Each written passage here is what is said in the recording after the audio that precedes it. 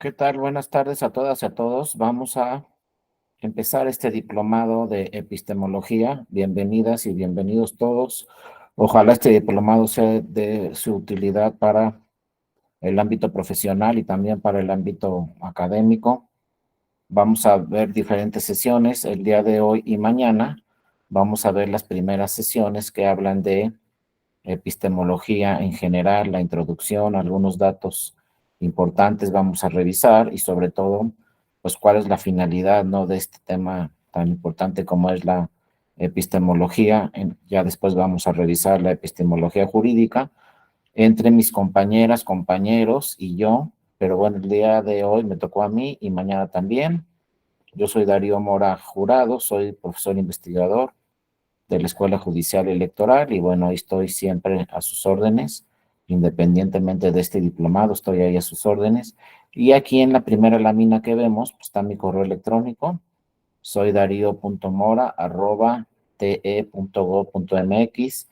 La presentación que estamos viendo hoy y la que veremos mañana, pues si a ustedes les interesa, con todo gusto, mañana terminando la sesión, pues con todo gusto me pueden escribir a mi correo electrónico y yo les contesto enviándoles esta presentación a ustedes si es que les interese, ¿no? Y así, si nos vemos en alguna otra sesión en este diplomado, porque bueno, también van a participar mis compañeras y compañeros de la Escuela Judicial Electoral, pero si nos vemos en otra ocasión, pues también todas las presentaciones que utilicemos, con todo gusto se las podemos hacer llegar. También quiero decirles que si quieren participar, pues pueden poner ahí una manita en su pantalla o simplemente abrir su micrófono o en su caso poner cualquier comentario en el chat.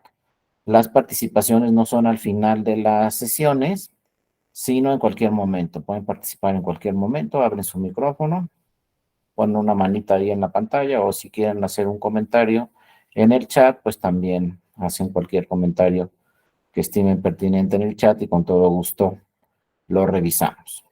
Bueno, este tema de epistemología es un tema que suena muchas veces muy teórico, pero también lo vamos a ver en la práctica y vamos a ver cómo en la práctica pues se ha utilizado desde hace muchos años esta ciencia de la epistemología, es generar nuevo conocimiento. En pocas palabras, la epistemología quiere decir generar nuevo conocimiento y no quedarnos en donde estamos. Y un ejemplo muy claro, pues en la medicina fue pues esta pandemia que empezamos a ver que ya termina, pues esta pandemia se vio cómo se generó nuevo conocimiento, algo que no se esperaba. Afortunadamente sucedió porque, acuérdense, pues se crearon las vacunas, ¿no? Para la pandemia. Y esto, pues, los expertos antes de que iniciara la pandemia, pues señalaban que se iba a tardar de 5 a 10 años, porque eso se tardaba una vacuna contra una pandemia de esta magnitud. Y bueno, tuvimos la vacuna al año y medio, algo así más o menos. Y entonces, bueno, esto es lo que efectivamente quiere decir la epistemología, ir más allá de lo que se tiene. Si no se hubiera aplicado esta ciencia de la epistemología, pues todavía se estaría analizando la vacuna y todavía se estaría revisando si es prudente ya utilizar la vacuna o no, porque los últimos estudios, pues les digo, decían que 5 años para tener una vacuna era lo más rápido y la tuvimos en año y medio y afortunadamente, bueno, pues se salvaron muchas personas porque se generó nuevo conocimiento. Eso es en la medicina, pero este tema de epistemología aplica en todo lo que hagamos, en todas las materias, aplica en lo profesional, pero también aplica en lo académico, también aplica en lo personal, en todos los temas. La ciencia de la epistemología, pues es una ciencia sumamente avanzada que siempre nos dice hay que llegar a más de lo que se tiene. Y esto empezó desde la antigua Grecia con los muy famosos, ¿no? Filósofos como Aristóteles, Platón, ¿no? Y Sócrates, ellos hablaban de generar nuevo conocimiento y la primera forma que ellos decían de generar nuevo conocimiento, pues era creando una escuela, ya lo estudiaremos posteriormente, pero ellos siempre hablaban de una escuela, pero una escuela que se refería a que hay que juntarnos los especialistas en algún tema y discutirlos. Ya lo veremos posteriormente, pero esto no es nuevo, viene desde, les digo, la antigua Grecia, y entonces no se trata de que una sola persona se quede con todo el nuevo conocimiento que se está generando, sino que se discuta y que ese conocimiento pues se aplique para todas las personas. Entonces, de eso se refiere la epistemología. Ya después, con mis compañeras y compañeros, lo vamos a aterrizar a otras ciencias y finalmente a la ciencia jurídica y también al tema probatorio. En fin, la epistemología nos va a servir para todo, pero vamos a iniciar hablando exactamente de cuál es su finalidad, ¿no? Y bueno, la epistemología generó con el transcurso del tiempo otro tema muy interesante, que es con el que vamos a empezar, que se llama pensamiento crítico. Pensamiento crítico tiene pues se genera directamente de la epistemología. Hay que tener pensamiento crítico para generar nuevos conocimientos. Ya en la actualidad, pues hay muchos especialistas, ¿no? Muchos científicos que analizan ya el tema y lo ven ya no como epistemología, sino lo ven como pensamiento crítico. Y es el que tenemos que aplicar todos. Y si ustedes me preguntan en qué vamos a aplicar el pensamiento crítico, perdón, pues lo vamos a practicar en todo. Lo vamos a aplicar en todo lo que hagamos como personas, ¿no? Les digo, en lo profesional, en lo académico, en lo personal. En todo es muy bueno generar el pensamiento crítico. Primero nosotros cuestionarnos con preguntas y con más preguntas, qué es lo que estamos haciendo y si lo estamos haciendo bien o no lo estamos haciendo bien para generar nuevas conclusiones. Y luego estas nuevas ideas que nosotros estamos generando, esas nuevas interpretaciones y esas nuevas conclusiones que nosotros en lo personal estamos generando, luego las tenemos que discutir. Y entonces el pensamiento crítico puede estar con ustedes durante todo el desarrollo de su carrera académica o profesional o todas sus decisiones personales, pueden aplicar directamente el pensamiento crítico. Claro, cuesta trabajo. Lo mejor es quedarnos, como se dice, ¿no? Como si van con un psicólogo, si van con un especialista en esos temas, nos va a decir, no, pues para las personas lo mejor es quedarse en su medio de confort, en su sistema de confort. Ya hago esto, ¿para qué me complico la vida? ¿No? Ya tengo esto, ¿para qué hago otro más? Por ejemplo, ya estudié una licenciatura, ahora ¿para qué estudio un diplomado? Y ya estudié un diplomado, ahora ¿por qué me voy a la maestría? Y así podemos. Si tengo pensamiento crítico, no me voy a conformar con la licenciatura. Pero si no tengo pensamiento crítico y no quiero generar más conocimiento, nuevas conclusiones, etcétera, me voy a quedar ahí.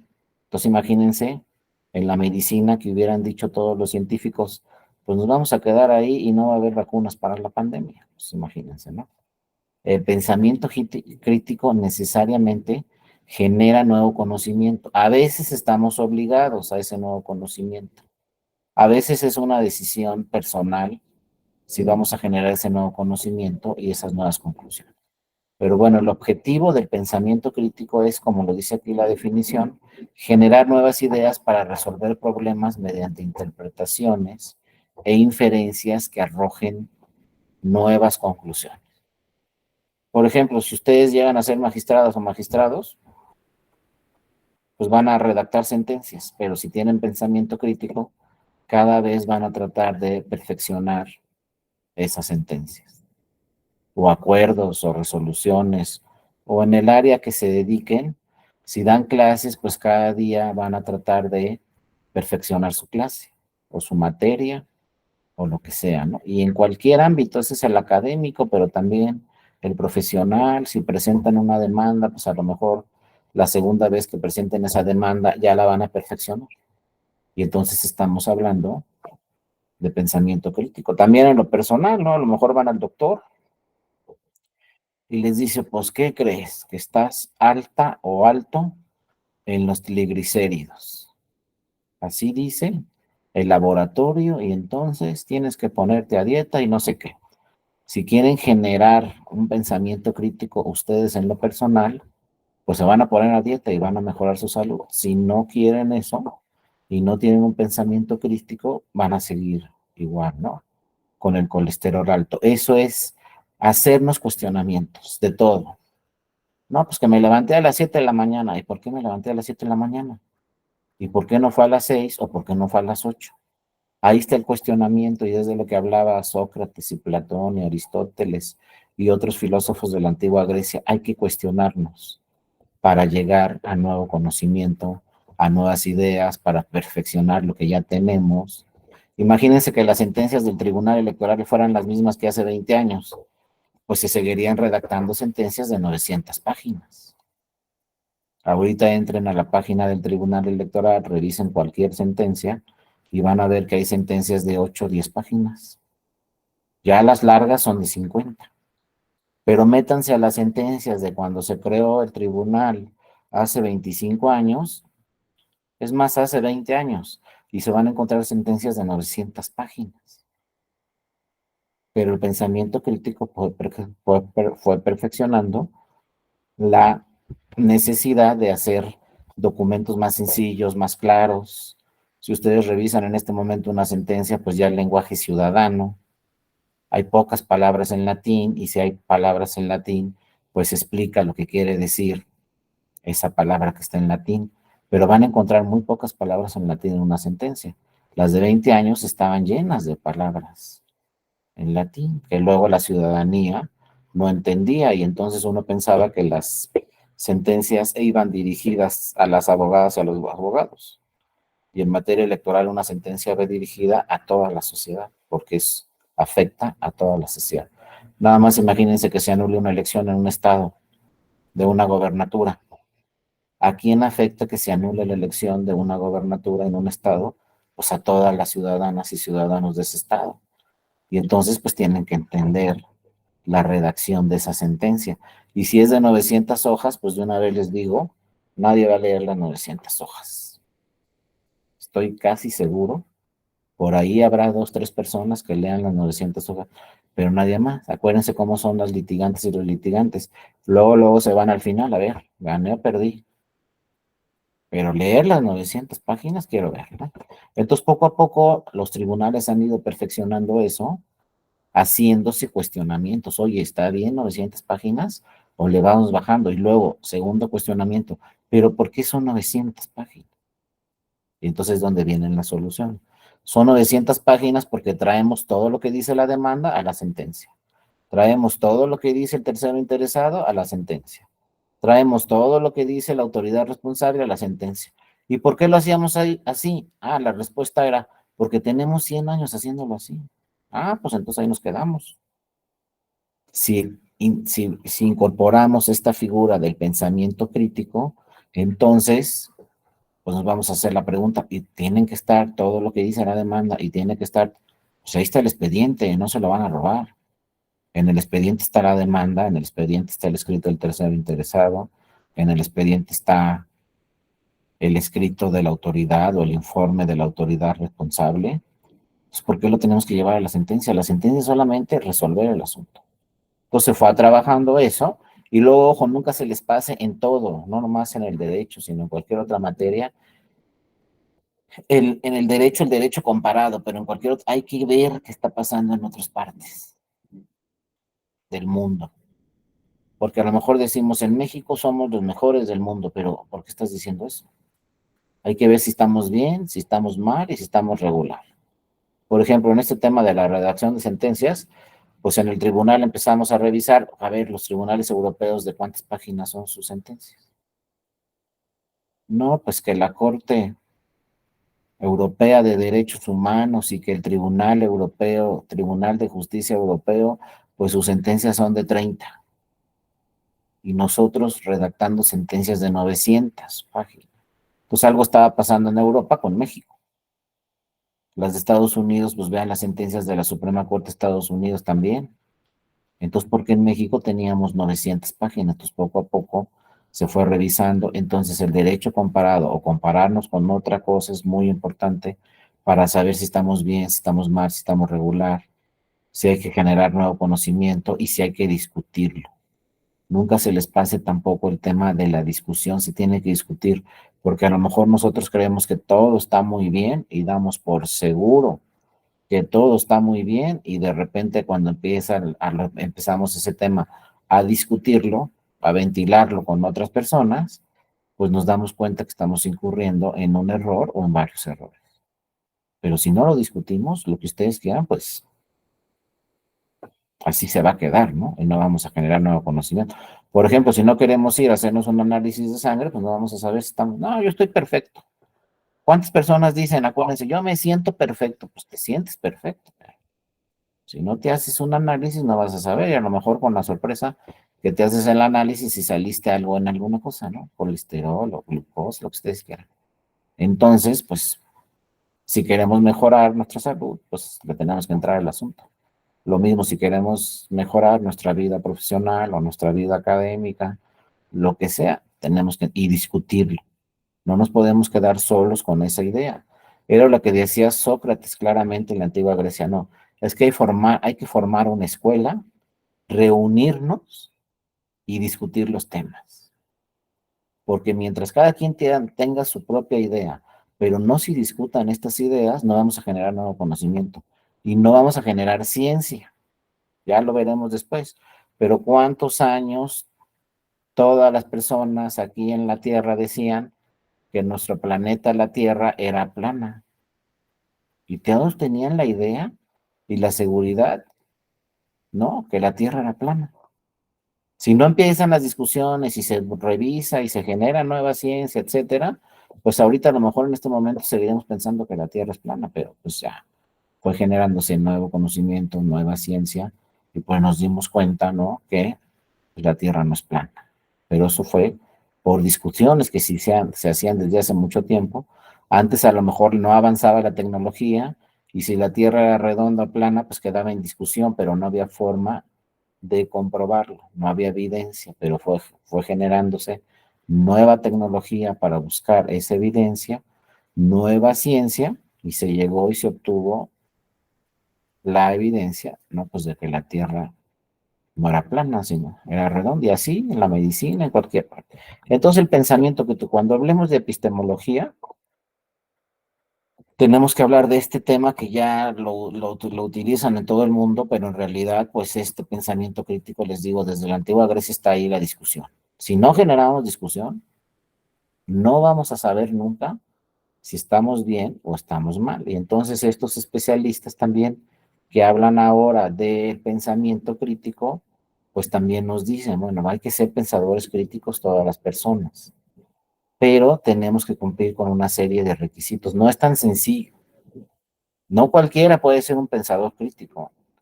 Lo mejor, lo que más hacemos las personas es quedarnos en nuestra zona de confort. No, yo por qué voy a hacer ejercicio, no, si yo voy a ver la serie aquí ahorita en Netflix, no voy a hacer ejercicio. Esa es zona de confort. Pero ¿a quién está perjudicando la salud? Pues esa misma persona. Ay, me voy a echar mis palomitas y no, bueno, pues perfecto, pero no se está generando la discusión y no estamos cumpliendo con estos cuatro actitudes. A ver, ¿cuáles son las cuatro actitudes para poder ser pensadores críticos y luego generar nuevo conocimiento y luego discutir el nuevo conocimiento y a lo mejor ese nuevo conocimiento genera ciencia? Por ejemplo, si nos vamos al derecho, pues una jurisprudencia es nuevo conocimiento. Se está generando ciencia cuando un tribunal emite una jurisprudencia que es obligatoria para todas las personas, porque eso no lo dice la ley. Entonces, ¿qué quiere decir? Que ese tribunal fue más allá de lo que dice la ley, beneficiando quizá a un grupo de personas que la ley no los beneficiaba. Se emite un criterio, se discute ese criterio, se genera una jurisprudencia, esa jurisprudencia es obligatoria para todos, y entonces esa jurisprudencia está generando ciencias, generando nuevo conocimiento, con la finalidad, por ejemplo, de proteger a un grupo vulnerable que la ley no lo protege. Pero un tribunal podría decir, no, pues así dice la ley y punto, y no puedo hacer nada. Y entonces no se protege ese grupo vulnerable porque así dice la ley. Pero si se interpreta la ley con la Constitución, con tratados internacionales, por ejemplo, se puede generar nuevo conocimiento. Pero para eso tenemos que entrarle al pensamiento crítico, tenemos que discutir qué dice la ley, tenemos que discutir y comparar la ley con la Constitución, tenemos que discutir y comparar la ley con los tratados internacionales y generar un nuevo criterio, nueva jurisprudencia. Esa jurisprudencia obliga, en su caso, a todos los tribunales y entonces se está protegiendo, como les digo, en este caso, a un grupo vulnerable. Pero se generó una gran discusión, ¿no? Y entonces lo que dijo el legislativo quizá no protegía la ley que aprobó el legislativo a determinado grupo, pero ese grupo fue a un tribunal y le pidió al tribunal protección a sus derechos humanos. El tribunal interpretó directamente la Constitución y entonces se generó un nuevo conocimiento. Y ese nuevo conocimiento pues beneficia, como les digo, a un grupo de personas. Aquí Antonio nos dice cómo la discusión que se generó, ándale Antonio, ya le entraste al asunto, ¿no? Cómo la discusión que generó la pretendida reforma que buscaba limitar el Tribunal Electoral en materia de acciones afirmativas. Exactamente. Antonio, es muy buena y muy oportuna tu participación. Ahora, yo no sé, Antonio, estás diciendo que se pretendía, yo ya me perdí ahí en ese tema. No sé cómo quedó ya la discusión este día, porque a las 11 iban a discutirlo, y luego a la 1, y luego a las 4, y luego dijeron que a las 6. Ya no sé si se va a aprobar esa reforma constitucional donde se limitan atribuciones al tribunal o no se va a aprobar esa reforma constitucional. ¿A qué dice Antonio que ya el PRI se echó para atrás? Ah, bueno, si ya el PRI se echó para atrás, pues a lo mejor también el PAN y entonces ya no va a pasar la reforma. Pero era una reforma que, sobre todo lo que ha hecho el tribunal en los últimos años, es, ha protegido diferentes grupos vulnerables, pero el grupo vulnerable con mayor protección son las mujeres. Y entonces ahorita las mujeres pues están ahí en la Cámara de Diputadas y Diputados y en el Senado de la República. Si yo les pregunto cuántas diputadas y diputados son, acuérdense, en la Cámara de Diputadas y Diputados son 500 curules. Y algo que no pasa en el mundo, sí pasa en México, ¿eh? Y yo creo que máximo 3 países en todo el mundo. Así, por este pensamiento crítico que les estoy diciendo.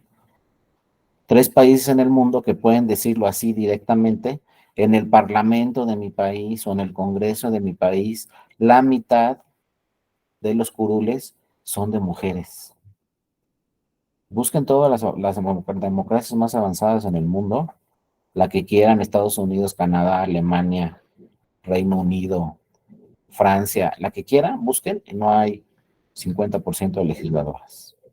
En México tenemos 250 diputadas y 250 diputados. Y ahora se pretende en esta reforma quitarle esas atribuciones al tribunal y dicen, no, como decía aquí el compañero Antonio, dicen los partidos, no, es que eso lo tienen que decidir los partidos dentro de sus normas internas o si no plasmarlo en la ley.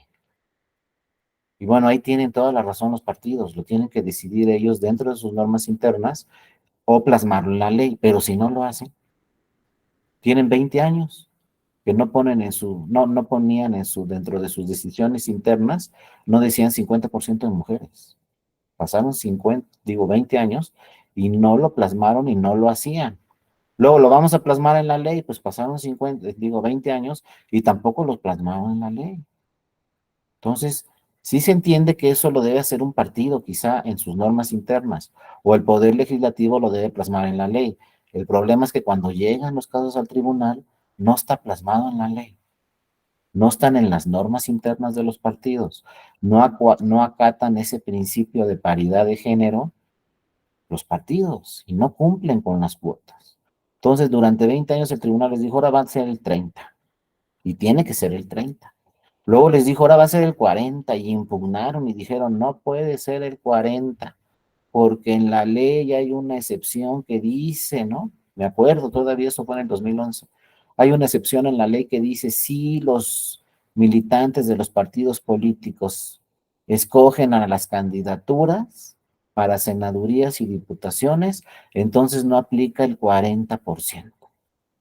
¿Y saben qué hicieron en el 2011 todos los partidos? Ninguno cumplió con el 40% de mujeres, porque dijeron, pues está la excepción. Y aquí mi militancia fue la que los escogió. Y no escogió mujeres, entonces yo qué culpa tengo, y fueron al INE y registraron, y ninguno de los partidos, para que vean que no es un tema de un partido, Ningún partido cumplió con el 40% en el 2011. Pero llegaron los casos al tribunal. ¿Quiénes fueron al tribunal? Las mujeres.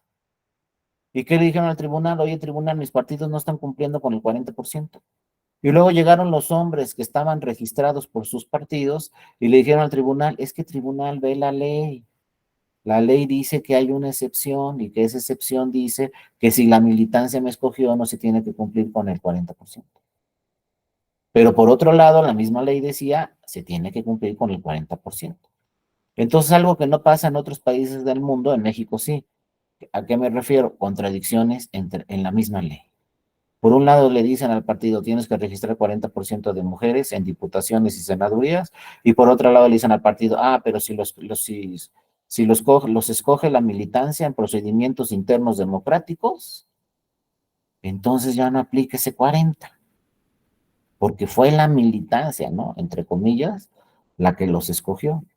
Bueno, llegaron esos asuntos en el 2011 al tribunal y el tribunal dijo, no, pues ¿qué me queda hacer como tribunal?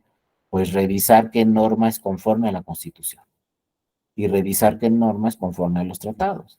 Y entonces el tribunal dijo, no, pues la norma que protege la paridad de género y protege la participación de las mujeres en política es la que habla del 40%.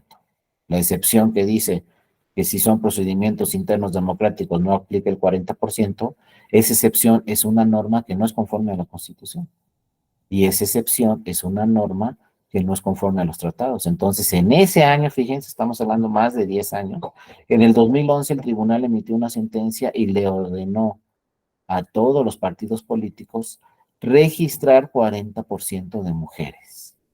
De 500 diputaciones, todos los partidos tenían que registrar 40% mujeres, es decir, 200 curules, ¿no? Y dijo el tribunal también, para que no pasara lo que había pasado antes, tienes que registrar propietaria y suplente, porque en el 2009 registraron mujeres los partidos, cuando llegaron las mujeres a la Cámara de Diputadas y Diputados, renunciaron y entró un hombre, casualmente, el suplente. Entonces en el 2011 el tribunal dijo, tiene que ser mujer propietaria, mujer suplente. Entonces no les quedó de otra a los partidos políticos más que registrar 40% de mujeres en diputaciones y 40% de mujeres en senadurías. Claro, eso no les pareció a los partidos políticos, que de eso se trata la reforma que está ahorita en discusión a la Constitución, limitar en esos temas al tribunal y que eso lo decidan los partidos. Y les digo, de origen está bien que lo decidan los partidos, pero si no cumplen con las cuotas, y fíjense, empezaron a llegar las mujeres, ¿no? Al Congreso, a la Cámara de Diputadas y a la Cámara de Senadoras y Senadores. Empezaron a llegar. ¿Por qué empezaron a llegar? Por estas acciones afirmativas del tribunal, pero por otro punto, el más importante. Porque acuérdense, si soy partido político y registramos 40% de mujeres, pues a lo mejor en la elección nadie vota por esas mujeres. Y entonces no van a llegar. El tribunal dijo que registra 40%, pero ya la ciudadanía va a decidir si vota por las mujeres o no. Y entonces vinieron, me acuerdo, en el 2012 vinieron muchos visitantes extranjeros a México y dijeron, en México son machistas, no van a votar por las mujeres. Aunque el tribunal haya obligado un 40, nadie va a votar por las mujeres. ¿Y qué creen? Sí votaron por las mujeres. Ya en el 2012 se incorporó la Cámara de Diputaciones con 38% de diputadas y el Senado de la República con 35% de senadoras, 2012. Luego se siguió trabajando en el tribunal y esto de la paridad se ordenó también en ayuntamientos y se ordenó también en congresos locales. En el 2015 las diputadas federales subieron del 38% al 41%. Seguía votando por ellos la ciudadanía. Pero ¿qué hicieron las diputadas y las senadoras en el 2014? Esas mujeres provocaron una reforma electoral en donde dijeron, miren, esto ya no va a estar en la ley. Convencieron a sus compañeros senadoras, senadores y diputados y les dijeron hay que hacer una reforma constitucional. Y dijeron los diputados en ese tiempo, en el 2014, y los senadores, pues va, la hacemos, las apoyamos. ¿Y saben qué hicieron? Plasmaron en la Constitución ya no una acción afirmativa, sino ahora se llama principio constitucional, porque está en la Constitución. reformaron la Constitución y pusieron en la Constitución paridad de género debe aplicar en todas las elecciones en un 50%. Si ustedes ahorita, que pocas constituciones en el mundo lo dicen, pero si ustedes revisan la constitución actual, la de México, habla que en diputaciones y en senadurías para el 2024, los partidos políticos tienen que registrar 50% de candidatas mujeres senadoras y 50% de candidatas mujeres diputadas. Y ya lo dice la constitución. Entonces, ¿qué van a hacer los partidos? Como es una disposición constitucional, van a tener que registrar el 50% de diputadas y 50% de senadoras. Pero ya lo tenemos, ¿eh? No hay que esperarnos al 2024. Ahora, si les pregunto, ¿cuántos senadores hay ahorita? Son 128 escaños en el Senado de la República. ¿Cuántas senadoras hay en este momento? 64. Exactamente la mitad, pero todo esto por estas acciones afirmativas que, como dice Antonio, le querían quitar esa atribución al tribunal, que ya no las dictara y que lo decidan los partidos. Pues de entrada tiene lógica, pero lo que hacen los partidos nunca lo deciden así, nunca deciden a favor de las acciones afirmativas. Entonces, bueno, tiene que ser el tribunal el que lo hace porque los partidos no lo hacen y no se plasma directamente en la ley. Afortunadamente, en el 2014 se plasmó en la Constitución. Y ese tema de paridad de género, independientemente de las atribuciones que tenga o no el tribunal, pues ya es un principio que está en la Constitución. Pero ojalá en un futuro no se les ocurra, ¿no? Al Poder Legislativo quitar ese principio constitucional del 50%. Y yo creo que no se les va a ocurrir porque están las mujeres ahí en el Congreso de la Unión y las que no van a permitir una regresión en tema de acciones afirmativas o una regresión en tema de paridad de género, pues van a ser las propias mujeres. Por eso dice Antonio, es que no va a pasar, pues es que quienes no quieren que pase eso, las mujeres, y son de todos los partidos, ¿eh? No crean que es un partido contra otro partido esta reforma constitucional que le quiere quitar atribuciones al tribunal. Es de mujeres de todos los partidos, están insistiendo en que no puede pasar esa reforma, y si ellas no votan a favor de esa reforma, pues no le alcanza la votación a los hombres. Entonces, ojo, es un tema que pues es pensamiento crítico, así como lo estamos viendo, porque también este tribunal pues ha trabajado desde hace muchos años con pensamiento crítico. Otro tribunal dice, no, pues es que la ley dice así y punto, y yo te quisiera ayudar, pero ¿sabes qué? Así dice la ley y no puedo ir más allá.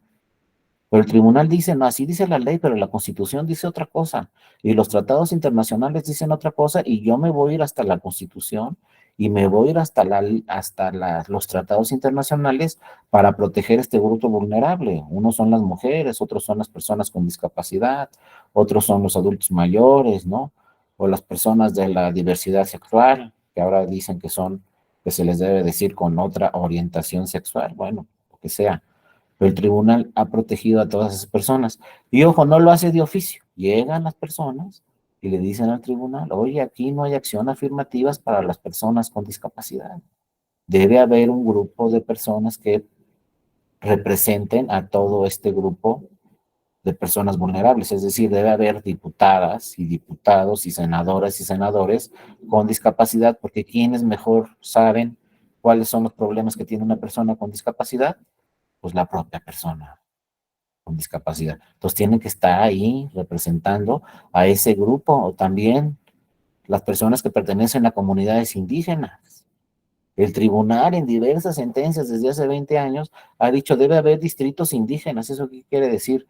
Que en estos distritos solamente van a competir personas que pertenezcan a grupos indígenas. Y no puede competir nadie más en este distrito. Y ahorita a la fecha, pues hay sentencias del tribunal que dicen de 300 diputaciones, tantos distritos corresponden solamente a personas que pertenecen a un grupo indígena. Y si no es una persona que pertenece a una comunidad indígena, no puede registrarse para candidata o candidato en este distrito. Todo eso trabajaba el tribunal, y lo que dice Antonio es precisamente lo que se estaba discutiendo ayer y hoy, si se realizaba una reforma constitucional para quitarle estas atribuciones al tribunal y que sean los propios partidos o la ley la que decida este tema de acciones afirmativas. Pero si la ley es corta, pues el tribunal la tiene que ampliar, tiene que darle protección a estos grupos. Entonces, Era lo que no le gustaban mucho a los partidos, por eso se promovió esta reforma constitucional, para que sean ellos los que decidan vía la ley las acciones afirmativas. Pero bueno, hay un grupo de personas, obviamente, en el Congreso de la Unión que no está de acuerdo con este tema de quitarle facultades al tribunal. Aquí nos dice Antonio que ya se retiró el PRI, pues ya con que se retire otro partido, el que sea, ya no les alcanza la reforma constitucional a los demás partidos porque no tienen la votación necesaria. Como con el plan B, acuérdense, el plan B no se aprobó en una forma constitucional porque no les alcanzaba los votos a los partidos políticos que querían reformar la Constitución. El plan A era reformar la Constitución. No alcanzaron los votos para reformar la Constitución, nos vamos al plan B, que es el que se aprobó para reformar la ley. Pero ese plan B está impugnado ante la Suprema Corte porque se dice, los que impugnaron ante la Corte, dicen que el plan B es contrario a la Constitución. Y ahí está pendiente. Y ahorita el plan B, que es la reforma electoral, pues está suspendido hasta que resuelva la Corte si es conforme a la Constitución o no. Pero todos estos temas que están en discusión parten del pensamiento crítico.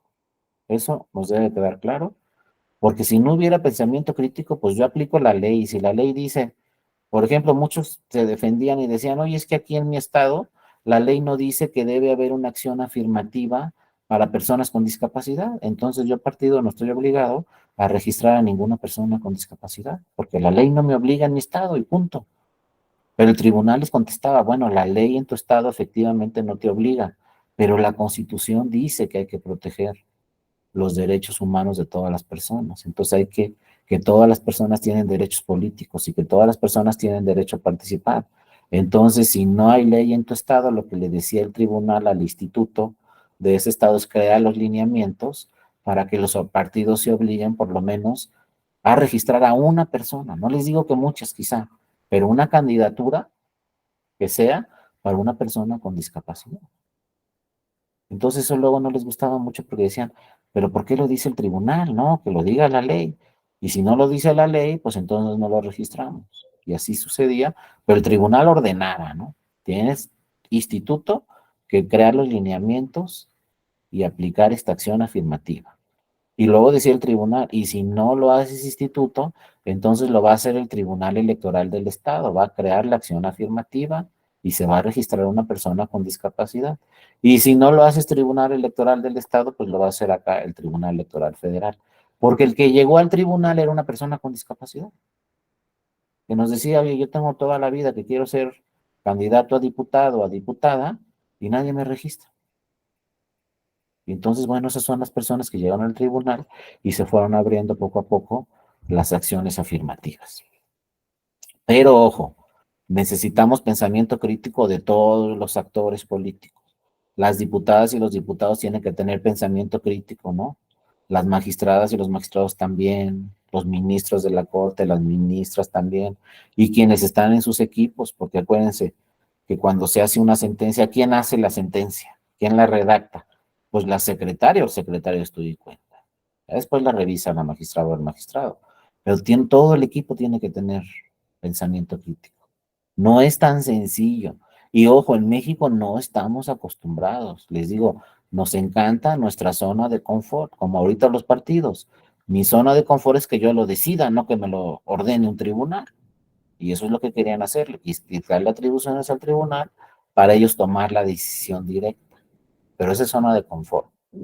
Realmente aquí lo que se tiene que hacer es que los partidos, vía sus grupos parlamentarios en el Congreso de la Unión, pues perfeccionen las leyes, crean acciones afirmativas en las leyes. Si ya hay acciones afirmativas en las leyes, entonces ya no van a llegar al tribunal a decirnos, oye, que me registre mi partido, porque ahí está ya la acción afirmativa, ya lo dice la ley y entonces ya no más se atiende a lo que dice la ley. Pero si no hay ninguna ley que lo diga, pues van a seguir llegando al tribunal. Entonces, deben de pensar las legisladoras y los legisladores crear leyes que apoyen estas acciones afirmativas. Como les digo, este tema de paridad de género que fue muy importante y que ya está en la Constitución. Entonces, va a ser muy difícil que ese tema, ese principio de paridad de género salga de ahí de la Constitución. Y afortunadamente, pues la ciudadanía ha apoyado a estos acciones afirmativas, porque les digo, en este momento tenemos 250 diputadas y en este momento tenemos 64 senadoras, exactamente la mitad. Y hace poco, ya les voy a contar ahí de pasadita, hace poco en el Senado de la República había más mujeres que hombres, porque fíjense lo que pasó, eran 64, 64. Pero un senador dijo, me voy a lanzar para gobernador, en este caso fue en Tamaulipas. Y entonces se lanzó para gobernador en Tamaulipas, se fue a la campaña, pidió licencia, entró el suplente y ¿qué creen? Ganó la gobernatura en Tamaulipas. Entonces, ¿qué pasó? Entró el suplente. Entonces seguían 64, 64. Pero ¿qué creen que le pasó al suplente? Desafortunadamente tuvo un accidente en la carretera y falleció. Entonces quedaron 64 senadoras y 63 senadores. Un dato así histórico. Había más mujeres en el Senado de la República que hombres. Pero hace poco, hace 2 meses, el INE convocó a una elección extraordinaria porque ya no había suplente ni propietario, porque el suplente falleció, el propietario era gobernador. Entonces el INE convocó una elección extraordinaria ahí en ese estado de Tamaulipas para una senaduría. Y ganó Morena la senaduría, ganó Morena la elección extraordinaria hace 2 meses, y el candidato de Morena era hombre. Entonces volvió a entrar un hombre a ese escaño, y entonces en este momento teníamos 64 senadores y 64 senadoras. Pero es un dato que les digo, busquen en el mundo y les va a costar mucho trabajo ver un poder legislativo o ver un congreso o ver un parlamento con exactamente la mitad de mujeres, ¿no? Pero así está, y se ha trabajado mucho tiempo en ese tema, pero ahí está, ¿no? Exactamente son 64 senadoras y exactamente son 250 diputadas. Por eso se está atorando, les digo, este tema que nos comenta Antonio, de la reforma constitucional, porque ese grupo de mujeres tan importante, pues son la mitad, pues no va a dejar pasar, yo creo que esa reforma constitucional, porque va en contra de las acciones afirmativas en las que ellas mismas han sido beneficiadas y por eso en este momento son 250. También, obviamente, porque la ciudadanía ha votado por las mujeres. Si la ciudadanía no votara por las mujeres, pues no llega. Por más que uno quiera o por más que tengamos acciones afirmativas, no llegaría, ¿no? Y ya nomás les platico otro tema y ya seguimos con esto, pero este es el de las mujeres, me gusta mucho. Fíjense, en Aguascalientes les voy a platicar todo lo que pasó. Cuando se ordenó a los partidos registrar 40% de diputaciones, pues dijeron los partidos en el 2011, pues no hay de otra. Ya nos dijo el tribunal que hay que registrar 40% de diputaciones, pues a registrarlas, ¿no? Pero fíjense, por ahí me dijeron, yo soy abogado y no tengo las pruebas, pero por ahí me dijeron que algunos partidos dijeron, pues vamos a registrar a las mujeres en distritos perdidos. Los que históricamente perdemos, pues ahí registramos a las mujeres. Entonces, en Aguascalientes, en un distrito, el de la capital de Aguascalientes, uno de los distritos más importantes, pues un partido político, ya les voy a decir cuál, el PAN, registró a una mujer. Y esa mujer se enfrentaba a un político tradicional de toda la vida de Aguascalientes, que había ejercido cargos muy importantes, un político del PRI, muy famoso y todo lo que ustedes quieran. Entonces dijeron, aquí ya está perdido este distrito. Ese político famoso va a ganar. Entonces vamos a registrar a una mujer, pero una mujer pues que ya sabemos que va a perder, pero pues no importa. El tribunal ya nos ordenó registrarla. Y entonces registraron a una jovencita de 27 años que se iba a enfrentar a ese político de toda la vida. La registraron, ¿no? Que se llama todavía, ahorita les voy a decir todo lo que pasó, se llama Teresa Jiménez, a lo mejor ya la conocen. Se registró y ¿qué creen?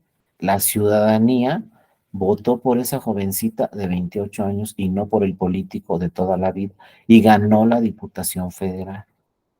Entonces ahí el PAN, y seguramente así le pasó a muchos partidos, dijeron, oye, es que sí ganó, ¿eh?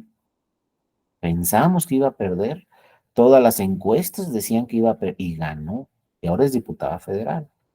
Y entonces esa diputada federal, Teresa Jiménez, se fue moviendo, hizo buen trabajo, y dijo, ahora me voy a lanzar para presidenta municipal de la capital, Aguascalientes, cuando terminó sus 3 años de diputada. ¿Y saben qué pasó? Ganó la presidencia municipal. Y luego dijo, ahora me voy a reelegir para presidenta municipal. Y volvió a ganar, ya no tenía 27 años o 28, no, ya. A mí me la presentaron en un curso que le di al PAN en Aguascalientes cuando era candidata, y sí, yo la vi, tenía 27 años, algo así. Pero ganó la diputación, luego ganó la presidencia municipal, luego dijo, me voy a reelegir, ganó la reelección. Y ya lo último que pasó hace un año, 2 años, más o menos en el 2021, dijo, ahora voy para gobernadora. ¿Y qué creen? Ganó la gobernatura en Aguascalientes.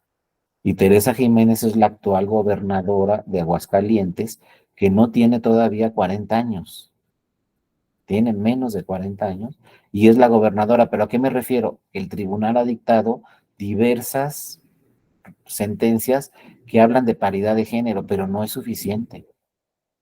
Si Teresa Jiménez en este momento es gobernadora, es porque la ciudadanía votó por ella. Si no, por más que haya acciones afirmativas, como otra muy importante del tribunal en el 2021, se compitieron para 15 gobernaturas. Y el tribunal le dijo a los partidos, de esas 15 gobernaturas, en 7 tienes que registrar candidata mujer.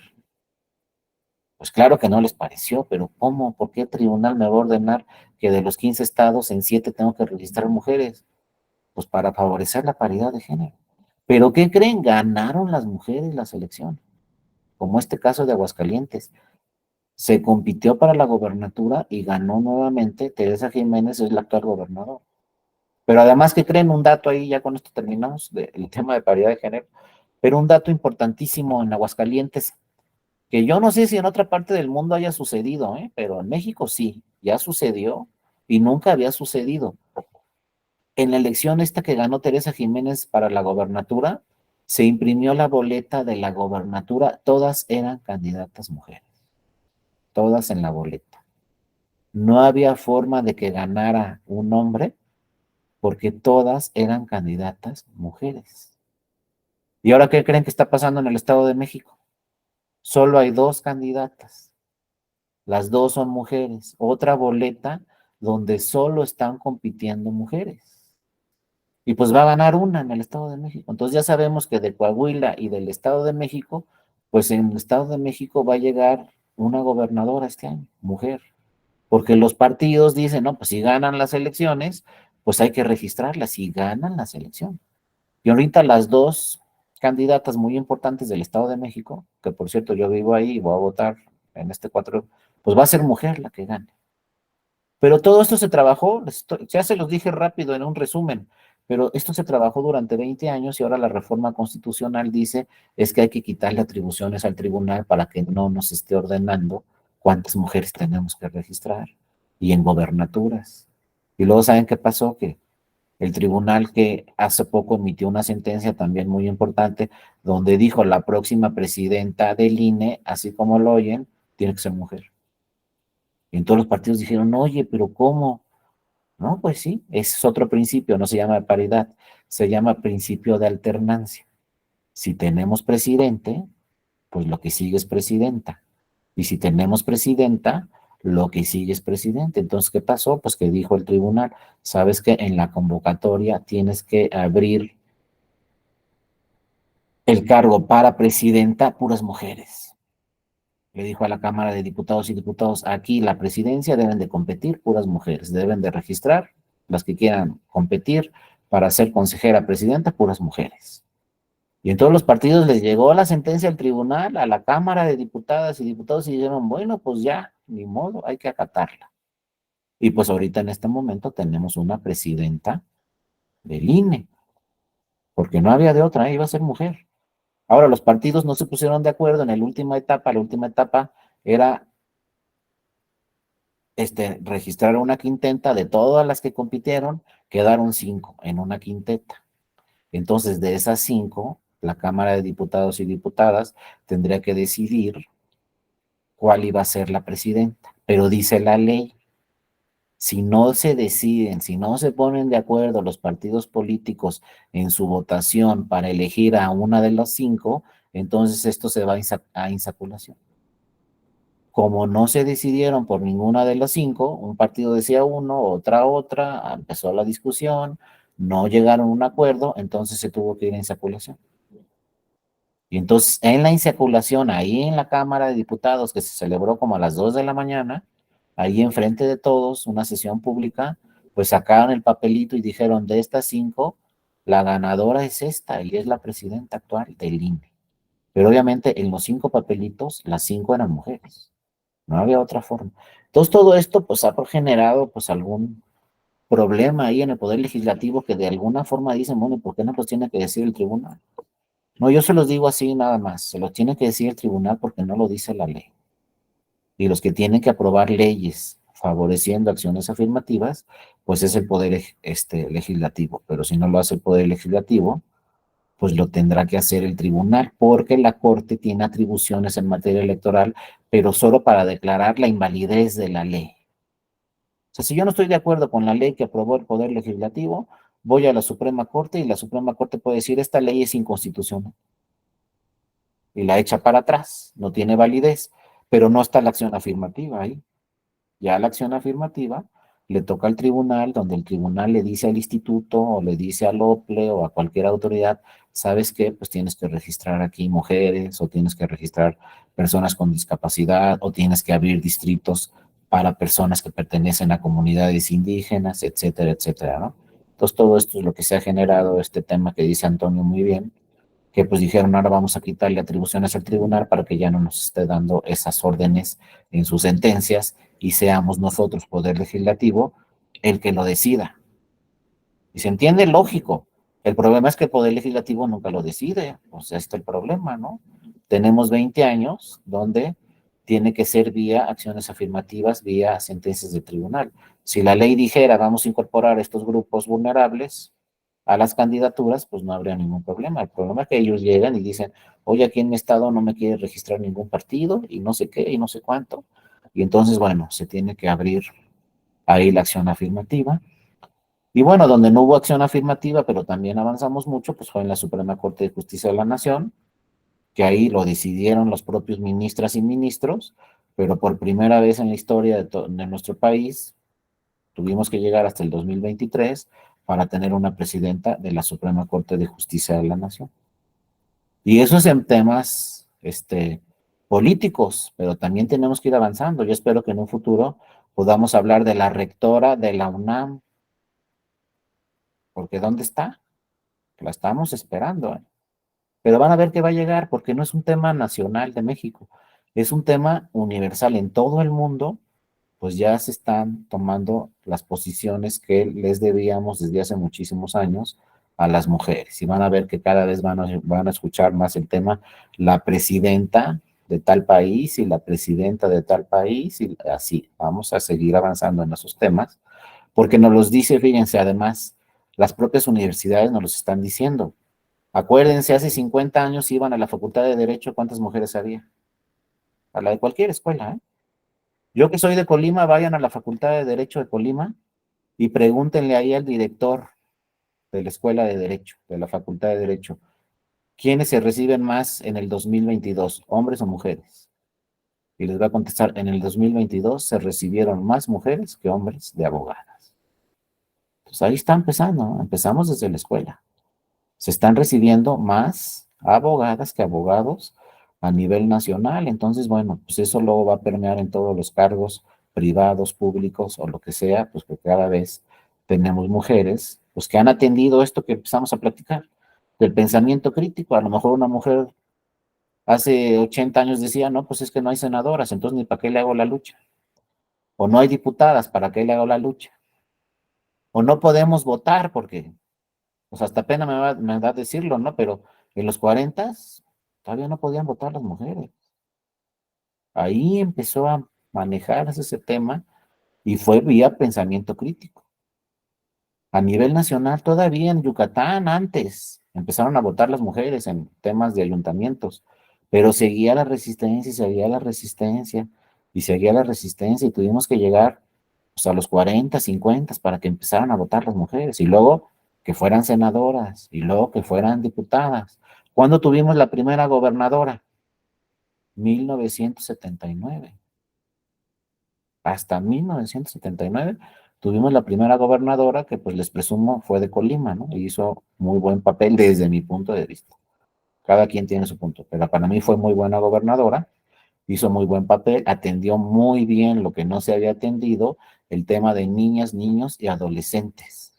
Ese tema les gusta mucho a las mujeres y luego a los hombres se nos olvida. Pues esa gobernadora en Colima, lo primero que atendió fue los problemas que tenían las niñas, los niños y los adolescentes. Y luego atendió muy bien los problemas que tenían las madres solteras. Y luego atendió muy bien los problemas que tenían a las mujeres que se les ejercía violencia. Y todo eso lo fue trabajando. El problema es que después terminó de gobernadora y tuvieron que pasar cuántos años desde el 79, duró de 79 a 85. Después tuvimos en Colima puros gobernadores y fue hasta 2021 donde otra vez actualmente tenemos una gobernadora en Colima. Claro, mucho más joven. La actual gobernadora en Colima tampoco tiene 40 años, tiene 37, 36 y ya es gobernadora del estado de Colima. Y también sigue trabajando esos temas, que les digo, luego a los hombres se nos olvida trabajar temas tan importantes como lo de las niñas, los niños, los adolescentes, pero todo esto se ha trabajado, ¿no? Vía, les digo, pensamiento crítico. Y no es nada sencillo, porque lo que nos gusta es quedarnos donde estamos, no nos gusta ir más para allá. Por eso, bueno, cuando me dan este tema de la epistemología, pues sí me gusta platicar de todo esto. A lo mejor dicen, oye, ya se fue, está hablando de otra cosa, pues a lo mejor, pero todo sirve. Entonces, bueno, para el pensamiento crítico que les decía, nos dicen ya los expertos actuales, que también no hay que acudir ya a la antigua Grecia, sino ya expertos actuales nos dicen, mira, el pensamiento crítico debe de cumplir con 4 elementos fundamentales. El primero, el que les decía, humildad. Si yo no soy humilde, me va a costar mucho trabajo cambiar, porque hago algo y si alguien me dice está mal, voy a decir no está mal, está bien, porque yo lo hice y punto. Entonces ya no se va a generar nuevo conocimiento, ya no se va a generar discusión y mucho menos voy a aceptar en alguna discusión que estoy equivocado y si no acepto que estoy equivocado, pues no voy a generar nuevo conocimiento. Imagínense que los doctores en la pandemia todos hubieran dicho, ¿saben qué? No se puede crear una vacuna en año y medio y háganle como quieran. ¿Quién sabe si estaríamos ahorita platicando? Pero siempre se generó la discusión, se generó el pensamiento crítico, seguro hubo muchos que dijeron, ustedes están mal, ¿cómo creen que en año y medio vamos a tener una vacuna que tiene que pasar por 3 pruebas y estamos hablando de la vida de todas las personas?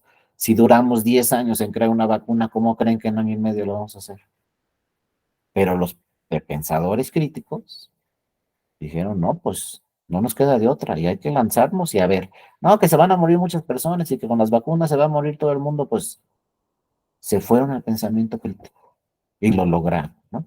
Y ahí estuvieron las vacunas, año y medio en todo el mundo. Pero bueno, dice, primer elemento, humildad. Los mejores pensadores críticos pueden equivocarse en sus juicios. Cualquiera de nosotros nos podemos equivocar y entonces por eso hay que someterlo a discusión porque yo puedo pensar estoy bien, estoy bien, estoy bien, pero si no lo discuto con los demás, pues voy a seguir pensando que estoy bien y a lo mejor no estoy bien. Pero lo decían los griegos, ¿no? Hay que discutirlo, por eso formaron la primera escuela, los propios griegos, para juntarse y discutir los temas. Luego dice este autor, ¿no? Este es un autor también muy importante. Dice, cuando una persona cree que ya lo sabe todo sobre un tema, deja de estar abierto a nueva información, a críticas e ideas, y entonces no se genera nueva información. Nos quedamos donde nos quedamos.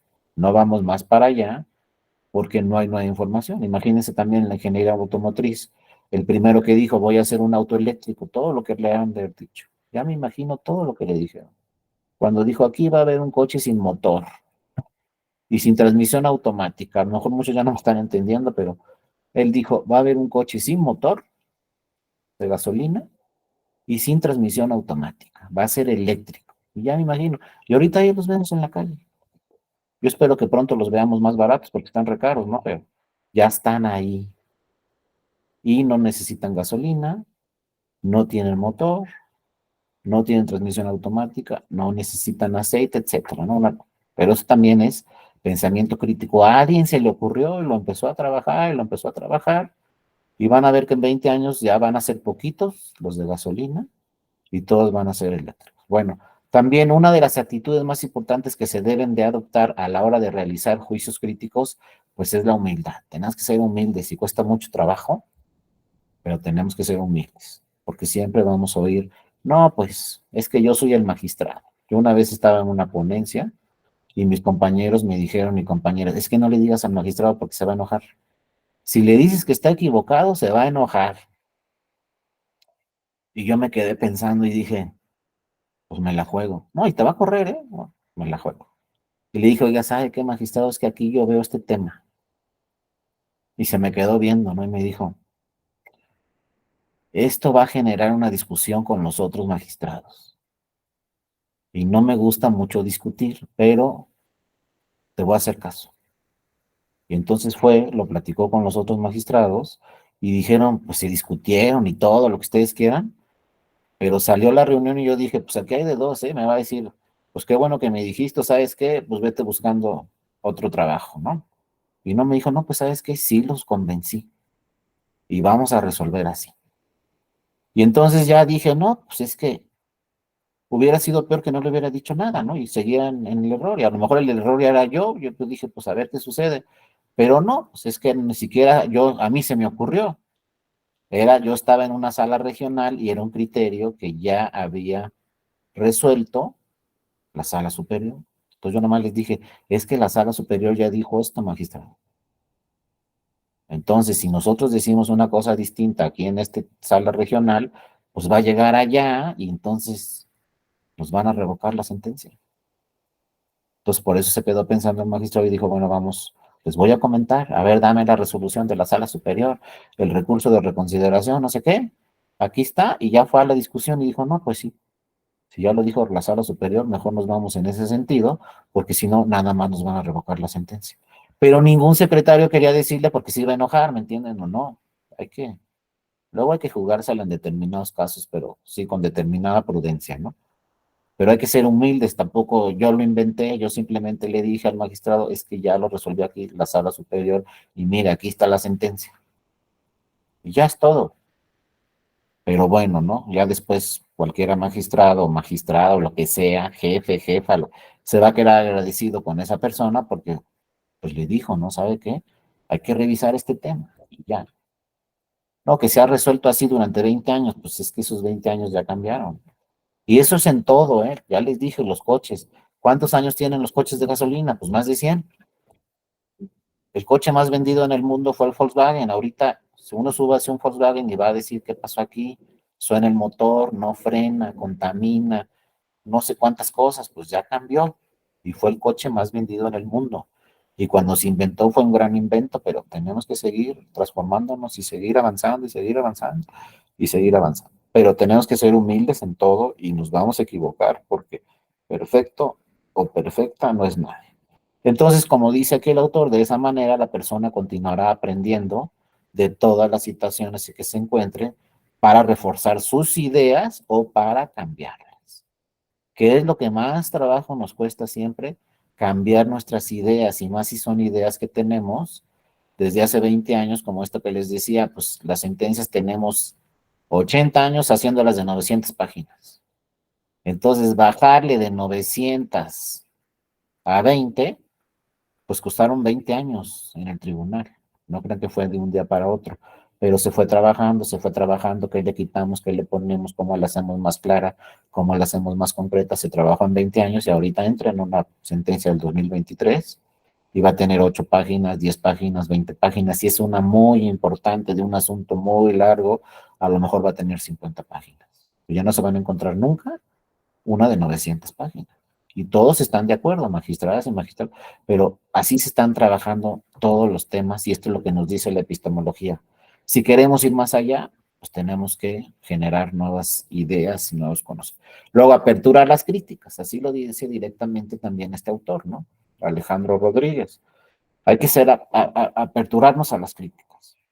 Y nos dice, por la misma razón, un pensador crítico tiene que ser capaz de escuchar opiniones contrarias a la suya.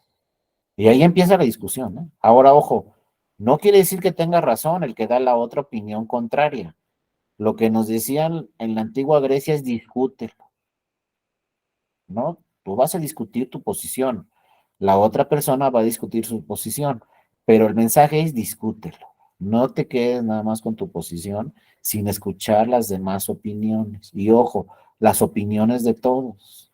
Por ejemplo, si estamos en una ponencia, en un tribunal, pues hay que escuchar a todos, al secretario, a la secretaria, no sé quién, no sé, lo mismo. Si vamos a resolver un asunto, pues tengo que escuchar al que presentó la demanda, pero también tengo que escuchar al tercero interesado y también tengo que escuchar, por ejemplo, al autor, tengo que escuchar a todos. Y eso no es nomás en un litigio, en un asunto legal, en lo que sea. Siempre hay que escuchar todas las opiniones de las personas en cualquier ámbito de nuestra competencia, en lo académico, en lo personal, en lo profesional. Independientemente de quién tome la última decisión, tenemos que escuchar a todas las personas. Como dice aquí, aperturarnos a las críticas de todos. Por eso luego nos caen gordos los doctores, ¿eh? Ojo, porque vamos con ellos y nos dicen, pues estás mal, mal, mal de esto. No, no, este doctor, me voy con otro. Y nos vuelve a decir lo mismo. Y no, pues entonces hay que escucharlos. Y a lo mejor tienen razón y ya nosotros tomaremos nuestra propia decisión, pero hay que escucharlos. Lo peor que podemos decir es, no voy a ir al doctor y háganle como quieran. No, pues no vas a ir al doctor porque es tu propia decisión. Pero ya no está entrando aquí el pensamiento crítico. Y eso es en todo, pero de veras cuesta mucho trabajo, muchísimo trabajo. Cuando uno hace algo y, por ejemplo, lo felicitan y qué bien te quedó, uno cree que ya está del otro lado y nunca lo quiere perfeccionar. Entonces ya no estamos en pensamiento crítico. A lo mejor me quedó muy bien hace 20 años, pero ahorita quién sabe ya si hago lo mismo, como me quede. Y les digo, la tecnología es que nos ponen el ejemplo. Vean una computadora de hace 20 años y vean una de ahorita. Vean un celular de hace 20 años y vean un celular de ahorita, todo lo que hace y todo lo que no hace, etcétera. Pues porque esos, los ingenieros, eso ellos van a nueva tecnología, nueva tecnología, nueva tecnología. Luego a mí varios ingenieros en cursos me han dicho, es que ustedes los abogados son bien cuadrados. No, pues depende qué abogado, yo siempre les contesto, pues no generalices. Hay abogadas y abogados que ya no somos tan cuadrados, no es que ustedes, no sé qué. Y luego nosotros los abogados y abogadas les decimos a las contadoras y contadores, es que ustedes son bien cuadrados y nomás pasamos la bolita. Pero la verdad es que todos tenemos que perfeccionarnos siempre, y más con estas nuevas tecnologías que van avanzando y van avanzando y van avanzando. Yo nunca me imaginé, hace 10 años nunca me imaginé que ahorita iba a estar dando estos cursos así vía internet, ¿no? ¿Quién se lo iba a imaginar? Pero claro que tiene sus grandes beneficios, porque si este curso fuera presencial, pues les digo una cosa, no estaríamos en este curso, porque a ver, todos los que viven fuera de la Ciudad de México, ¿cómo creen que van a venir todos los días a la Ciudad de México? Entonces tiene beneficios que ni nos imaginábamos. Y por eso ya, por ejemplo, la escuela judicial pues abrió una maestría y va a abrir otras maestrías y abre diplomados y va a abrir un doctorado ya en el híbrido, porque ahí seguimos en la discusión, ¿qué es mejor, presencial o híbrido? Pues para unos mejor es presencial, o quizá para todos es mejor presencial, pero no hay las posibilidades. Entonces se llega a un acuerdo y se dice, pues híbrido, los que puedan venir al salón que vengan y los que no, pues desde el internet.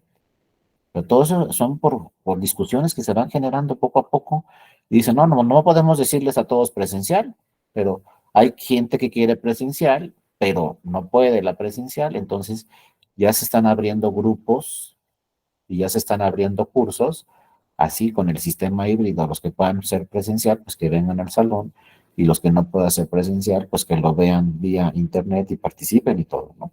Y bueno, por eso estamos aquí. Aquí nos dice Antonio, la virtualidad permite democratizar el acceso al conocimiento electoral. Así es, Antonio, y a todos los conocimientos debe de ser, no solo al electoral. Entonces hay un mensaje para todas las universidades en el país, pues de repente van a ver que van a tener que hacer cursos híbridos, y los que puedan ir a la universidad, pues qué bueno, y los que no, pues que lo tomen en línea, porque yo creo que ya llegaron estos cursos en línea para quedarse, Y la pandemia no dejó todo mal, dejó cosas buenas. Entre algunas cosas buenas que dejó la pandemia, pues fue estos temas, ¿no? De que ya se pueden tomar cursos así virtuales y pues nos ahorramos muchos temas económicos, de tiempo, de logística, etcétera, ¿no? Pero bueno, ahí va. Pues segundo elemento, apertura a las críticas. Tercer elemento, respeto hacia los demás. Tampoco es que voy a discutir y aquí yo soy el sabio y todos los demás, ¿no? Respeto hacia los demás. Nos dice aquí el autor, aunque en muchas ocasiones sus ideas serán más válidas que las de la mayoría de las personas, el pensador crítico debe de respetar a los demás. Hoy yo pienso en la antigua Grecia, a lo mejor alguien le discutía a Sócrates, y Sócrates era un sabio, ¿no? Pocos sabios hemos tenido, como esos filósofos de la antigua Grecia, Sócrates, Aristóteles, ¿no? Y Platón. A lo mejor era un sabio, pero ya me imagino cuando le discutían a él y se enfrentaban a él. Y decía, pues tengo que escucharlos. Y a lo mejor yo tengo la razón, pero tengo que escucharlos si quiero ser un buen pensador crítico y debo de respetar sus ideas, como dice aquí el autor, con independencia de quién tenga la razón y quién no tenga la razón. Tengo que escucharlos, tengo que iniciar la discusión, porque ojo, si no hay discusión, no vamos a llegar a ningún acuerdo. Tenemos que discutirlo para poder seguir avanzando, ¿no? Dice el autor, incluso cuando no se esté de acuerdo con las opiniones de la otra persona, adoptar una actitud hostil hacia ella perjudicará el proceso de pensamiento crítico, además de las relaciones con los demás. Entonces, bueno, ahí está la discusión. Ojo, no se les pase, ¿eh? Siempre va a haber un jefe en todo. Alguien que tome la última decisión y también hay que respetarlo, pero hay que discutirlo. Mire, ¿sabe qué? Yo voy a discutir con esto, esto y esto y esto. Ya sé que la decisión la va a tomar usted, pero yo quiero decirle todo esto. A ver, y a lo mejor dice, a ver, pero ¿por qué esto? Y no sé qué, y no tienes razón, si tienes razón. Se genera la discusión y finalmente, pues sí, alguien va a tener que tomar la decisión, ya sea una persona en lo particular o un cuerpo colegiado, pero pues la decisión se va a tomar, tengan o no tengan razón. Por ejemplo, si se aprueba, como dice Antonio, esta reforma constitucional y se le quita atribuciones al tribunal, pues va a ser una decisión de una mayoría. A lo mejor tienen la razón o no. Se discutió y se tomó la decisión. Y punto, ni modo. A lo mejor se toma la decisión, como dice también Antonio, de que vaya para atrás y dicen, no, pues esta reforma no pasa. Ya la discutimos, ya nos dimos cuenta que no es buena la reforma y no la vamos a aprobar, pero se tiene que discutir. Imagínense que fuera el presidente que tomara esa decisión, no, pues estaríamos muy mal.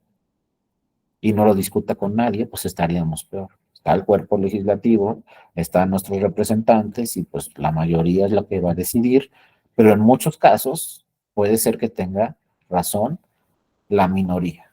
Pero bueno, el tema es respeto hacia los demás y tomar la decisión que se tenga que tomar, ¿no? Y el último elemento es la voluntad, obviamente, para trabajar duro. Es lo que les digo, tenemos que salir de nuestra zona de confort. Y eso nos va a costar trabajo, en lo que sea, en lo académico. Luego nos invitan a dar clases, híjole, no tengo tiempo. Pues eso no es pensamiento crítico. Y ahora menos, ¿eh? Porque ya pueden ser clases en línea. Entonces, si vemos que por ahí podemos dar clase y es de utilidad nuestra clase, pues nos aventamos, ¿no? Y listo.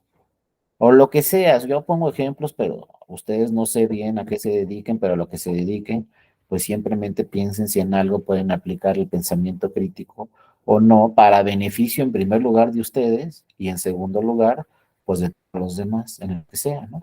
Personal, académico, profesional, pero siempre hay que buscarlo y pues les digo, sí vamos a trabajar más porque no estamos en nuestra zona de confort, como dice aquí, voluntad para trabajar duro. Una vez aclarando las ideas, el pensador crítico debe de estar preparado para ponerlas a prueba mediante la acción. Y todo esto viene, insisto, de la antigua Grecia, aunque ya lo platican nuevos autores, pero viene desde allá. Por lo tanto, el pensamiento crítico y el trabajo duro son dos habilidades que se refuerzan mutuamente. Pues sí, ya no voy a hacer una sentencia de 900 páginas, ahora va a ser de 50. Y uno dice, no, pues mucho menos trabajo. No, es mucho más trabajo, porque ahora las 50 páginas tienen que estar muy bien seleccionadas. Si ustedes pensaban que hacer una sentencia de 900 páginas ¿Es más difícil que una de 50? No, ya en la realidad es más difícil hacer una sentencia de 50 páginas que de 900, porque lo que no sabía mucha gente es que la trampa en la sentencia de 900 páginas es que plasmaba la demanda y decía, el actor dice en su demanda, y su demanda era de 200 hojas. Y ahí está la secretaria cuando no había computadoras, transcribiendo las 200 hojas una semana, ¿no? Qué bueno que ya hay computadoras, porque no, se perdía, no saben el tiempo que se perdía una secretaria transcribiendo una demanda. Ah, y ahora llegó el tercero interesado, con 150 hojas, transcríbelas. Yo decía, pues, ¿qué se van a robar el expediente? ¿Por qué hay que transcribir? Ahí está la demanda en el expediente. Y nomás en mi sentencia digo, en la página 27 de la demanda se dice así. ¿Y saben cómo decíamos antes? Afoja 27. A ver, tomen un taxi, díganle al taxi, afoja 27. Al taxista les va a decir, ¿qué es esto? ¿De qué me está hablando? Pues mejor a página 27 y ya le avanzamos tanto. Bueno, luego transcribía el escrito al tercero interesado, 150 hojas, más la demanda 200, se llevaba 350. Y luego, la autoridad responsable me aventó un rollo gigante, 200 páginas. Transcribía esas 200 páginas a la sentencia, entonces ya llevaba 550. Pues claro que la sentencia salía de 900, porque 550 eran puras transcripciones. Pues ya luego revisamos en Europa o tribunales muy importantes en el mundo, no transcribían nada, pues obviamente no se tiene que transcribir. Nomás se citan los puntos importantes de cada documento y se dice en la página 27 de la demanda no sé qué y en la página 30 del escrito del tercero interesado y así se fue trabajando hasta que les digo, pues las sentencias son de 50, de 40, de 20, hay sentencias de 8 páginas y no es necesario más. Si queda alguna duda, ahí está el expediente para que se consulte. Y luego viene el pensamiento crítico también, obligado en la pandemia. ¿Qué pasó en los tribunales con la pandemia? Algo que no decía la ley y que se tuvo que hacer. También nos dice aquí Antonio que no se citan correctamente las leyes y las jurisprudencias. También podía darse esos casos, ¿no? Pero bueno, les decía, la pandemia, ¿qué nos está diciendo? ¿Qué nos dijo? ¿Y qué, cómo nos obligó al pensamiento crítico?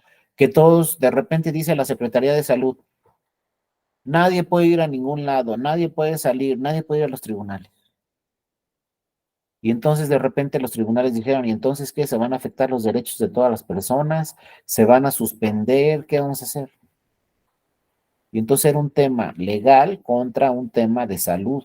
Y se enfrentaron, ¿no? Las dos autoridades, la de salud y el Poder Judicial. Y entonces lo que tuvo que hacer el tribunal y la Suprema Corte y muchos tribunales en el país, pues fue crear la figura de los juicios en línea. Y entonces actualmente, lo diga o no lo diga la ley, actualmente hay un acuerdo, por ejemplo, del Tribunal Electoral, donde a cualquier persona puede presentar su demanda físicamente o su demanda en línea. Y también se puede desarrollar todo el juicio de forma presencial o se puede desarrollar todo el juicio en línea.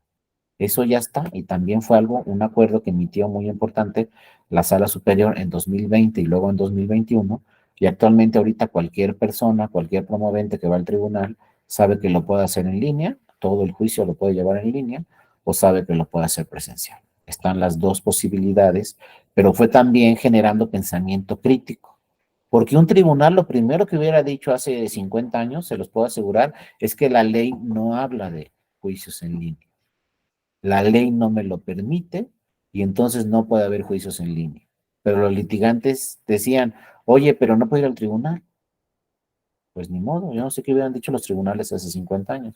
Pero ahorita con este tema del pensamiento crítico lo dijo la Corte, lo dijo el Tribunal Electoral, luego lo dijeron algunos otros tribunales y dijeron, pues sí puede ser en línea y ya quedó además. A pesar de que ahorita ya cualquier persona puede ir a un tribunal, sigue la figura de los juicios en línea que ya había un tribunal, el que se llamaba antes Tribunal Fiscal, ese tribunal desde hace muchos años ya había creado esta figura del juicio en línea. Fueron los primeros que tuvieron pensamiento crítico en ese sentido y ya habían creado el juicio en línea. Pero después ya lo dijo el tribunal y ahorita también muchos tribunales en las entidades federativas ya están trabajando este tema del juicio en línea. Y así nosotros igual en la Escuela Judicial Electoral Pues, que muy bien, Antonio, muchas gracias. El Tribunal Federal de Justicia Administrativa, anteriormente era el Tribunal Fiscal, ahora es el Tribunal Federal de Justicia Administrativa, pues ya desde hace mucho tiempo ha trabajado los juicios en línea. En la escuela judicial, cuando nos dijeron nadie puede salir, pues inmediatamente también se dictaron las medidas necesarias para crear juicios, pero, perdón, para crear clases en línea. Y se fueron desarrollando y se fueron desarrollando.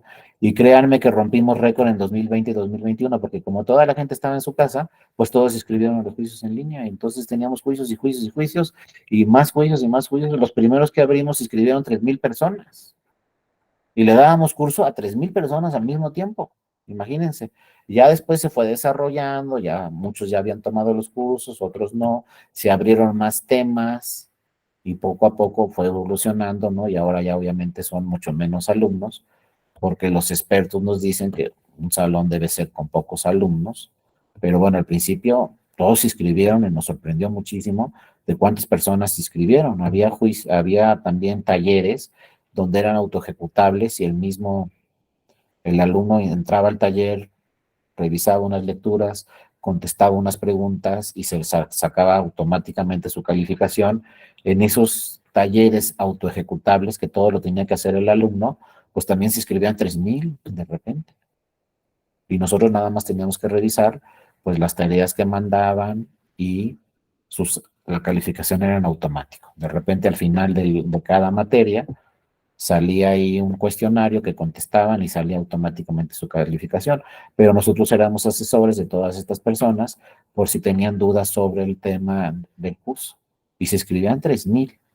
Pero eso también les digo, empezaron con 100 personas, aquí nos dice Antonio, luego va con 50, actualmente estamos en 25, pero esos talleres que les digo, Antonio, se inscribieron 3,000 en los primeros talleres, porque nos sorprendió, pero es que no pensamos en el tema de, bueno, todos están en sus casas, pues entonces se metieron a cursos virtuales.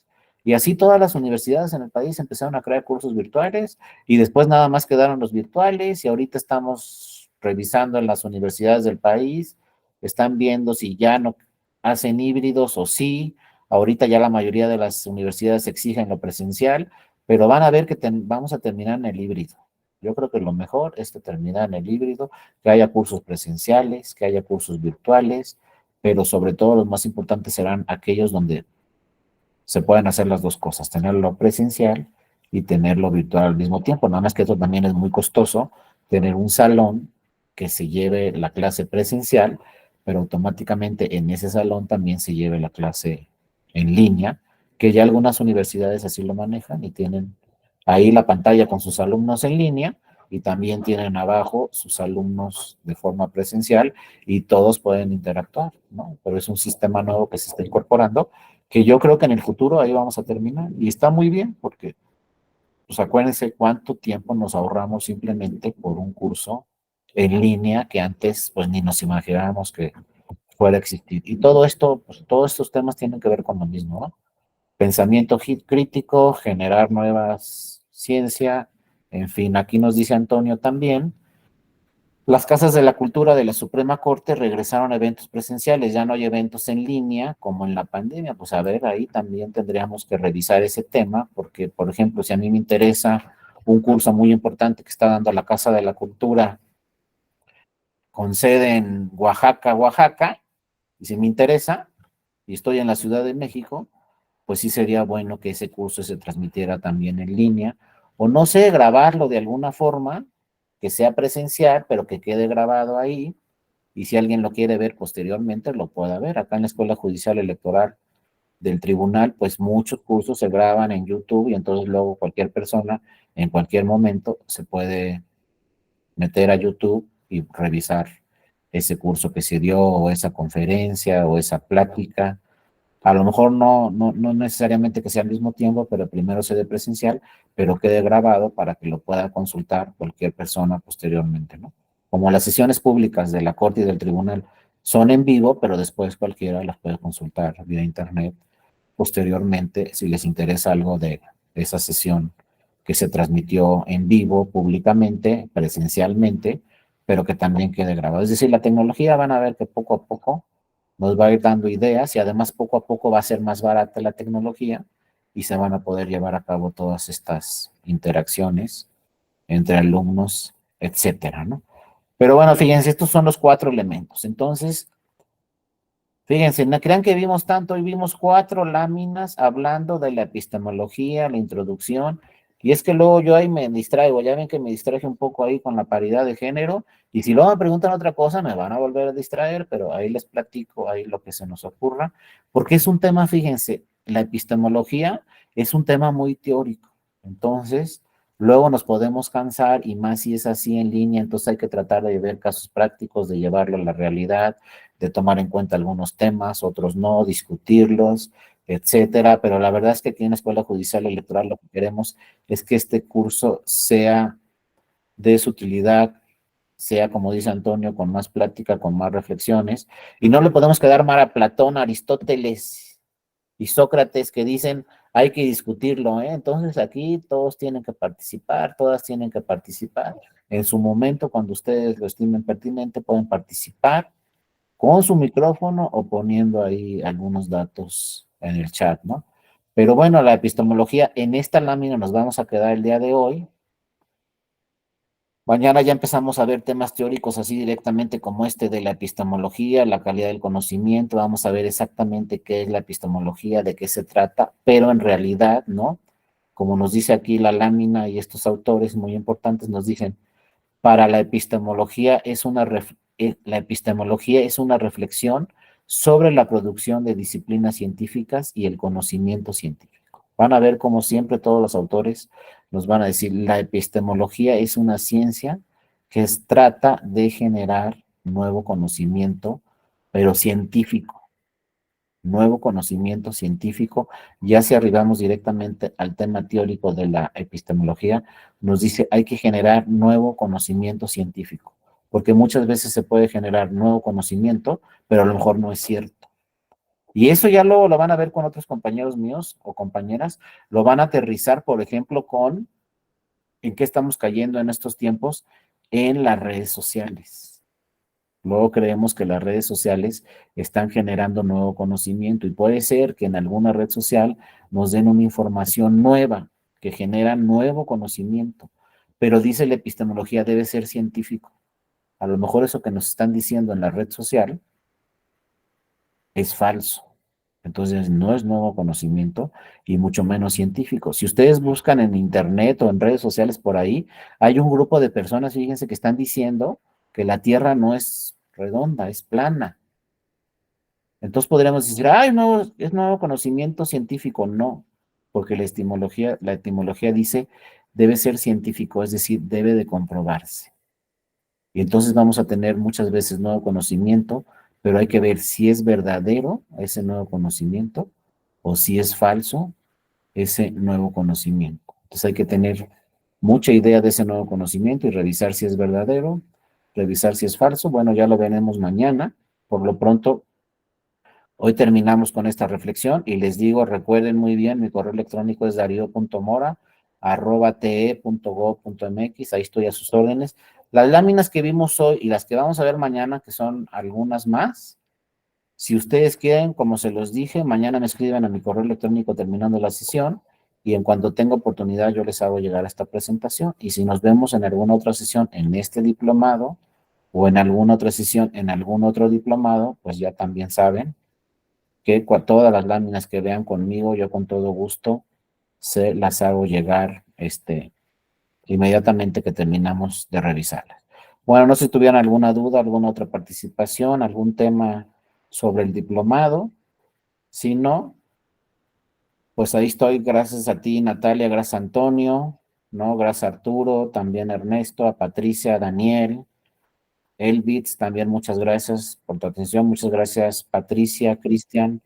Y a todos aquellos que no veo en la pantalla, muchas gracias por estar con nosotros el día de hoy y darle seguimiento a este diplomado. Adelante, Cristian, te escuchamos. Bueno, buenas noches, compañeros y maestro. Sí, buenas Yo noches. quería darle las gracias por su sesión de hoy. Estuvo muy interesante. Creo que es un diplomado que nos va a ayudar a todos. Y ahora que lo vamos comenzando, yo creo que este tema de la epistemología es un tema que hay que darle mucha importancia, porque como lo dice usted, a lo mejor en las redes sociales se ven muchas noticias que a lo mejor uno piensa que son verídicas, pero que la realidad es que no, ¿no? Entonces yo creo que con todas las láminas que usted nos va a brindar y las futuras sesiones y los demás compañeros, yo creo que ahí vamos a expandir un poco más el tema de todo lo que se nos muestra en las redes sociales. Y de igual manera quiero agradecerle a usted que es la segunda vez que lo vemos en un diplomado diferente, así como algunas caras que veo conocidas por aquí. Muchas gracias, profesor, y muy buena noche. No, gracias a ti, Cristian, por tu aportación y ese tema que tocas es muy interesante, ya lo van a ver con otro compañero mío, cómo las redes sociales, pues podemos caer ahí en la trampa y creer todo lo que dicen las redes sociales y créanme que hay muchísimas noticias en redes sociales que son noticias falsas, entonces hay que tener mucho cuidado siempre con las fuentes, porque si no, como les digo, no va a ser epistemología porque no se está generando ciencia, eso es falso y no está generando ningún nuevo conocimiento, hay que tener mucho cuidado. Ya con otro compañero mío van a ver en 2 sesiones todo ese tema de las redes sociales. Por lo pronto, de verdad les agradezco mucho toda su atención. Daniel, también te agradezco mucho, te mando un abrazo y nos vemos mañana, ¿eh? Como dicen en la tele, acuérdense, a la misma hora y en el mismo canal. Que tengan excelente noche, nos vemos mañana. Cuídense mucho, un abrazo a todas y a todos y muchas gracias al ingeniero Sejudo que le dio seguimiento a esta presentación. Hasta luego, nos vemos mañana. Cuídense mucho. Hasta luego. Hasta luego, Adiós. Buenas gracias. noches. Gracias, ingeniero Sejudo. Nada.